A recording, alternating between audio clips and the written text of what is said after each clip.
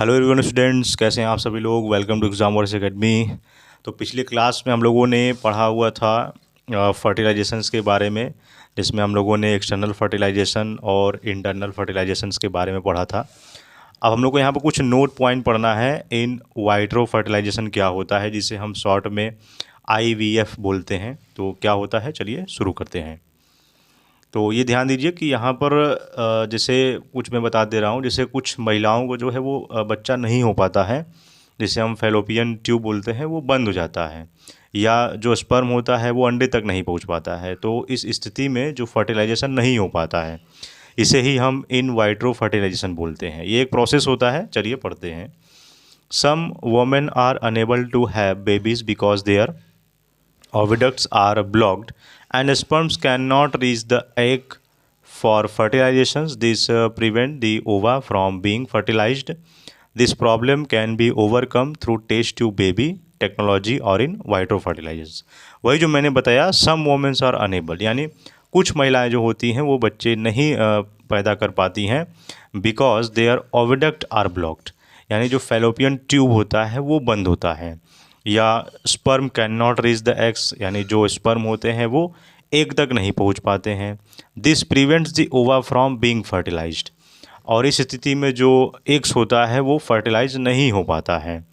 This problem can be overcome, और इसी problem को जो है वो दूर करने के लिए इन वाइट्रो फर्टिलाइजेशन, जिसे हम IVF बोलते हैं, या हिंदी में हम इसे टेस्ट ट्यूब बेबी जो है वो एक तकनीक बोलते हैं। In this technique, freshly matured ova are collected from a woman's ovaries by using a special spring and sperm from the man। अब इसमें होता क्या है, जो महिला का जो ओवरीज होता है, अंडाशय होता है, उससे जो परिपक्व जो अंडे होते हैं, यानी जो मैच्योर ओवा होता है, उसको निकाला जाता है। Ova are collected from women's ovaries and sperm from them, और जो पुरुष के जो स्पर्म होते हैं वो लिया जाता है। फिर उसके बाद they kept together a few hours in computer in vitro. दोनों को एक लैब में, यानी शरीर के बाहर जो है वो मिलाया जाता है, ताकि जायगोट बन सके। ठीक है। The sperm fertilized ova to form zygote. After a week the embryo thus formed is then inserted into a woman's womb where the embryo develop into baby in about the 9 months। फिर एक सप्ताह बाद जब ये एम्ब्रोयो जब बन जाता है, तो इसे महिला के गर्भाशय यानी गर्भाशय यानी यूटेरस में डाल दिया जाता है। फिर यह 9 महीने में बच्चा पूरी तरह से बन जाता है, और इसी तकनीक को यहाँ पर इन वाइट्रो फर्टिलाइजेशन कहा जाता है, जिसे शॉर्ट में हम IVF के नाम से जानते हैं। और इसमें जो है वो सफलता का जो दर होता है, the success rate in only about 30 to 40%, और ये जो सफलता का दर होता है केवल 30 से 40% ही हो पाता है। ठीक है, मतलब रिस्क होता है ये। और इसमें ध्यान रहे यहाँ पर, this term is misleading because babies can not grow in test tubes. तो ये ध्यान देना है कि जो मतलब कुछ भ्रामक भ्रांतियां हैं, क्योंकि जो बच्चा होता है वो टेस्ट ट्यूब में नहीं होता है, बल्कि माँ के गर्भाशय में होता है, यूटेरस में यहाँ पर होता है, ये ध्यान देना है। अब इसके बाद क्या है, development of embryo in humans. तो यहाँ पर जो मनुष्यों में जो भ्रूण का विकास कैसे होता है, यहाँ पर ये पढ़ना है। तो यही वाला जो इमेज है यहाँ पर थोड़ा सा और जूम करके यहाँ पर और एक्सप्लेन में अच्छे तरीके से समझाया गया है। जो यहाँ पर लिखा हुआ है, development of embryo in human being takes place through following steps. तो भ्रूण का विकास जो है वो कुछ चरणों में होता है। पहला है, in human being soon after fertilizations the zygote travels down the oviduct and divides repeatedly to form a ball of cells by cell divisions. यानी जो फर्टिलाइज होने के बाद, यानी जो निषेचन के बाद होता है, तो जो एग होते हैं और स्पर्म वो मिलते हैं तो जाइगोट बनता है। ठीक है, और इसी को हम फैलोपियन ट्यूब से होते हुए गर्भाशय की ओर बढ़ता है और लगातार कोशिकाओं में विभाजित होता रहता है, repeatedly to form a ball of cells by cell divisions. ये सेल्स में वो डिवाइड होता रहता है। फिर इसके बाद the cells then begins to form groups that finally develop into different tissues and organs of the body. फिर इससे जो है वो एम्ब्रियो फॉर्मेशन का निर्माण होता है, क्योंकि कई बार विभाजन के बाद एक कोशिकाओं का गोला जो होता है, बॉल ऑफ सेल्स होता है, वो बन जाता है, और यही जो होता है वो एम्ब्रियो होता है, जिसे हम भ्रूण बोलते हैं हिंदी में। फिर इसके बाद है it gets embedded to walls of uterus for further development, और गर्भाशय की जो दीवार में ये स्थापित हो जाता है, इम्प्लीमेंटेशन हो जाता है। ठीक है, यहाँ से आप देख सकते हैं, यहाँ से यूटेरस से होते हुए यहाँ पर जाइगोट का निर्माण हो रहा है, यही ओवरी है, और ये एम्बेडिंग एम्ब्रियो है जहाँ पर भ्रूण का विकास हो रहा है। इसके बाद है डेवलपिंग एम्ब्रियो, ये है यूटेरस वॉल, और ये है हमारा बॉल ऑफ सेल्स, जिसे इनलार्ज बोला जाता है।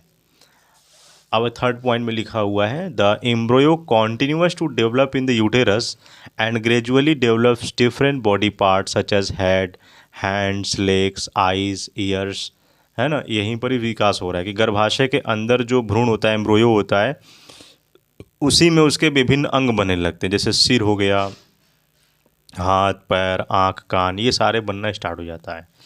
फिर उसके बाद है the stage of the embryo in which all body parts can be recognized is called fetus. When the development of the fetus is complete, the mother gives birth to the body. तो यहाँ से जो embryo है, यहाँ पर foetus का एक निर्माण हो जाता है, यानी जब सारे जो है वो शरीर की भाग पहचान में आने लगते हैं तो इसे फ्यूटस कहा जाता है। यानी जब उसके बॉडी पार्ट बिल्कुल पहचान में आ जाए कि हाँ ये सिर है, ये नाक है, कान है, आँख है, ये सारी चीज़ें जब एक पहचान होने लगती है तो वो फ्यूटस हो जाता है। फिर पूरा विकास होने के बाद जो है माँ बच्चे को जन्म देती है, the mother gives birth to the baby, ये है। तो यहाँ पर आप चित्र में आप देख सकते हो, ये फ्यूटस है, ये यूटेरस है, ये सर्विक्स है, और ये ब्लैडर है, और यहाँ पर वेजाइना है। फिर है इसके बाद हम लोग को पढ़ना है development of embryo in hens, यानी मुर्गी में जो है वो भ्रूण का विकास कैसे होता है, डेवलपमेंट कैसे होता है। तो ध्यान दीजिए, hen is a bird that also undergoes internal fertilizations. अभी मैं इसके पहले पढ़ा चुका हूँ, एक्सटर्नल फर्टिलाइजेशन और इंटरनल फर्टिलाइजेशन, यानी डायरेक्टली रूप से ये यूटेरस में ही होता है। ये जो आंतरिक जो इंटरनल फर्टिलाइजेशन होता है, ठीक वैसे जैसे मनुष्य में होता है वैसे मुर्गी का भी है, लेकिन अंतर यहाँ पर यह है कि जो मुर्गी जो होता है वो सीधे बच्चे को जन्म नहीं देता है, बल्कि ये अंडा देता है, और फिर वो अंडा जो है वो अंदर के जो अंडे के अंदर चूजा होता है वो कैसे बनता है, इसके बारे में पढ़ते हैं। Let's discuss in the section given below. Soon after fertilizations inside the female hen, the zygote divides repeatedly and travels down the oviduct. तो ये क्या कहा गया है, जब यहाँ पर फर्टिलाइजेशन होता है, मुर्गी के शरीर के अंदर ही होता है, तो फर्टिलाइज होने के बाद एक जाइगोट बनता है, जहाँ पर ये जाइगोट लगातार जो होता है वो डिवाइड होता रहता है। ठीक है, और जब तक कि वह एक ओविडक्ट यानी जो अंडनली होती है उसके नीचे की ओर बढ़ता रहता है। फिर उसके बाद है many protective layers are form around it as it makes its way down the hard shells that we see in a hen's egg is one such protective layers outermost. तो जब जाइगोट नीचे की ओर बढ़ता है तो उसके चारों ओर एक प्रोटेक्टिव लेयर्स बन जाती हैं, ठीक है, और बनने लगती हैं, और इन परतों में सबसे जो बाहरी परत होता है जिसे हार्ड सेल बोलते हैं, कठोर खोल बोला जाता है यहाँ पर, और जो अंडे के ऊपर जो दिखाई देती है यही खोल जो है वो भ्रूण की रक्षा करती है, एम्ब्रियो की। ठीक है, after the hard shell is form around the developing embryo the hen finally lays the eggs. तो फिर जब यह कठोर खोल पूरी तरह से बन जाता है तब अंडा मुर्गी के शरीर से बाहर आ जाता है। After the hard shell is form around the developing embryo final eggs the hen then sites on the eggs is provides different sufficient warmth for the development of eggs. The embryo takes about 3 weeks to develop into a complete chick. The development of the chicks takes place inside the egg cells during the period. यहाँ पर कहा गया कि जब मुर्गी फिर अंडों पर बैठती है ताकि उसे गर्माहट यानी वार्मथ मिलता रहे, तो यही गर्माहट जो होता है वो भ्रूण के विकास के लिए आवश्यक होता है। यानी लगभग 3 हफ्ते यानी 21 दिनों तक जो है वो भ्रूण एक पूर्ण चूजे यानी चिक के रूप में वो विकसित हो जाता है। After the chicks is completely developed, it burst open the egg cell as comes out of it. फिर जब चूजा पूरी तरह से विकसित हो जाता है तब अंडे का वो खोल तोड़कर बस्टिंग ओपन द सेल्स वो बाहर आ जाता है। इस प्रकार एक नया चूजा जन्म ले लेता है। तो यही है यहाँ पर।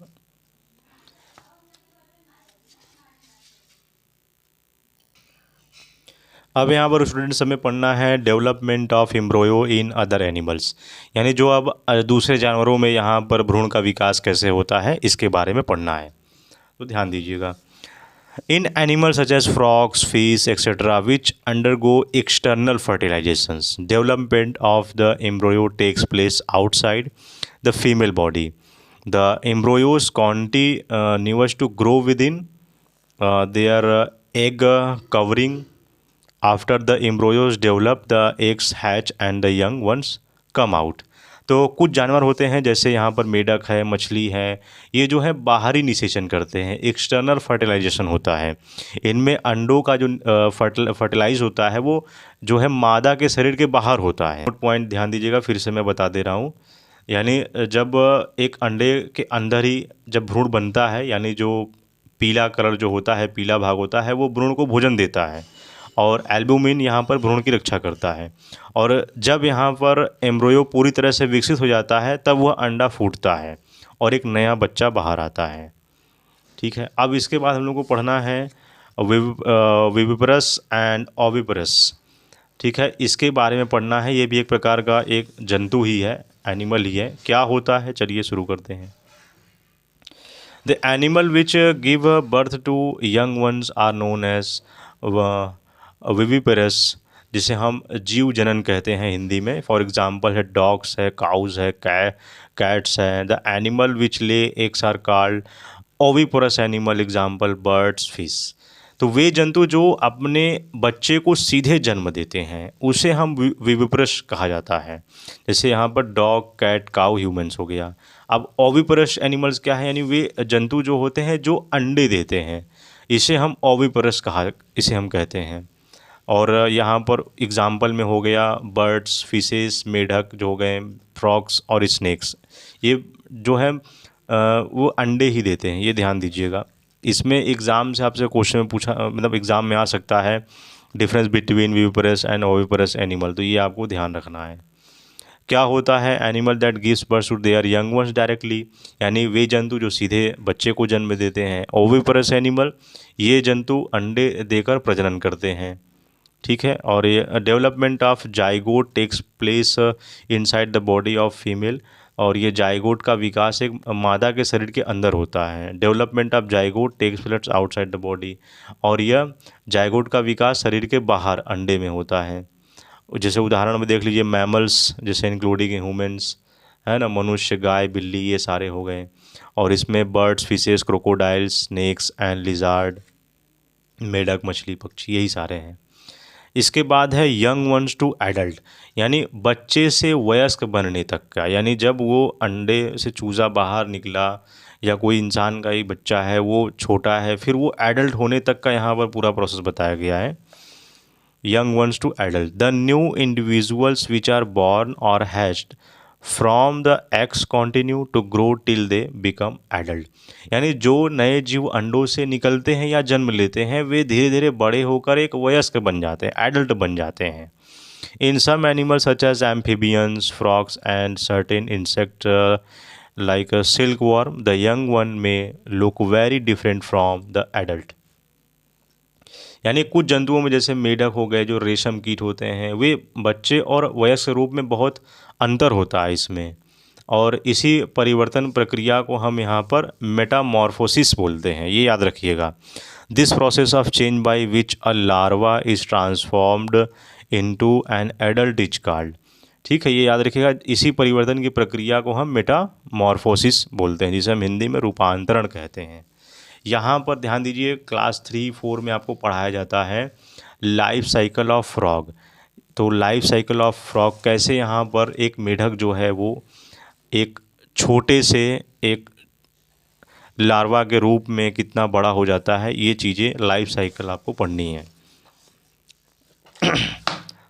यहाँ पर है life cycle of frog. A frog lays eggs in large numbers spawning the baby that hatches out of the frog's eggs is called tadpoles.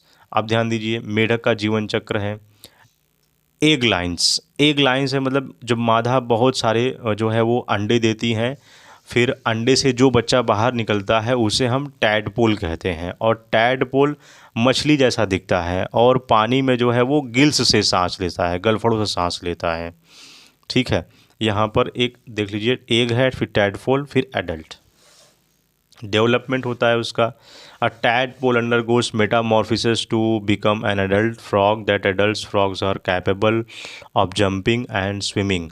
तो टैडपोल जो है वो कई चरणों में उसके बदलता रहता है। पहले उसका पिछला पैर हो गया, है ना, हिंड्स लेग हो गए, वो तकरीबन 6 हफ्ते लगता है। फिर सामने का पैर हो गया, फ्रंट लेग, जो कि 12 हफ्ते में।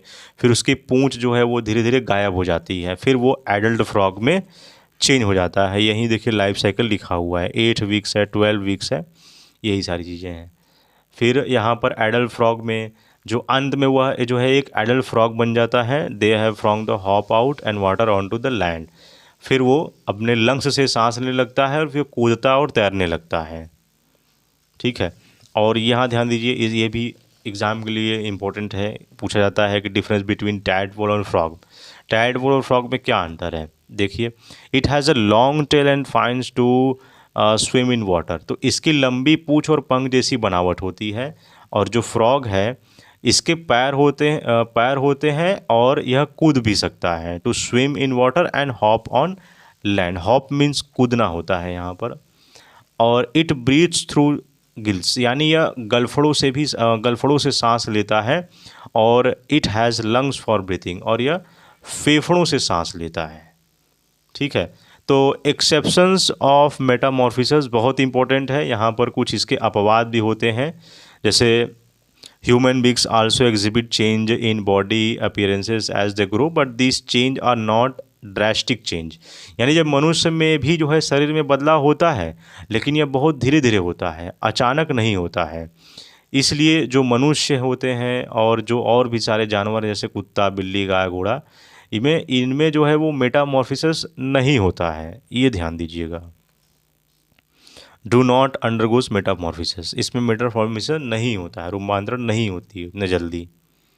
ठीक है, इसके बाद कुछ क्वेश्चन है यहाँ पर, आप इसका ये होमवर्क के तौर पर आप ले सकते हैं। Name an organism that undergoes internal fertilizations but does not give birth to a young ones. ऐसा कौन सा जीव है जिसमें इंटरनल फर्टिलाइजेशन होता है लेकिन वह सीधे बच्चे को जन्म नहीं देता है? इंटरनल फर्टिलाइजेशन होता है लेकिन वो सीधे बच्चे को जन्म नहीं देता है, तो इसका आंसर क्या हो सकता है? अभी मैंने पढ़ाया है, हेन यानी मुर्गी है। दूसरा है give 2 examples of animal in which the development of the zygote takes place outside the female parent.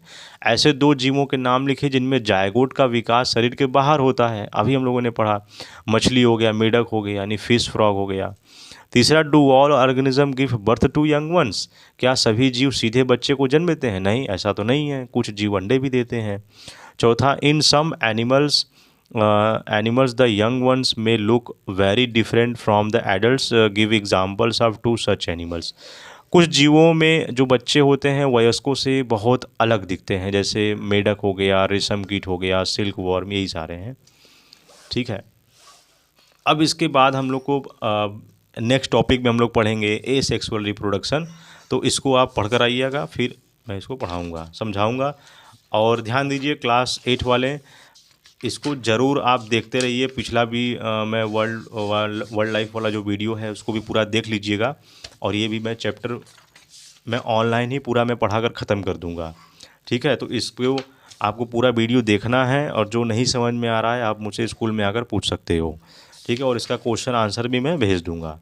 तो बच्चों, मिलते हैं नेक्स्ट वीडियो में। जय हिंद।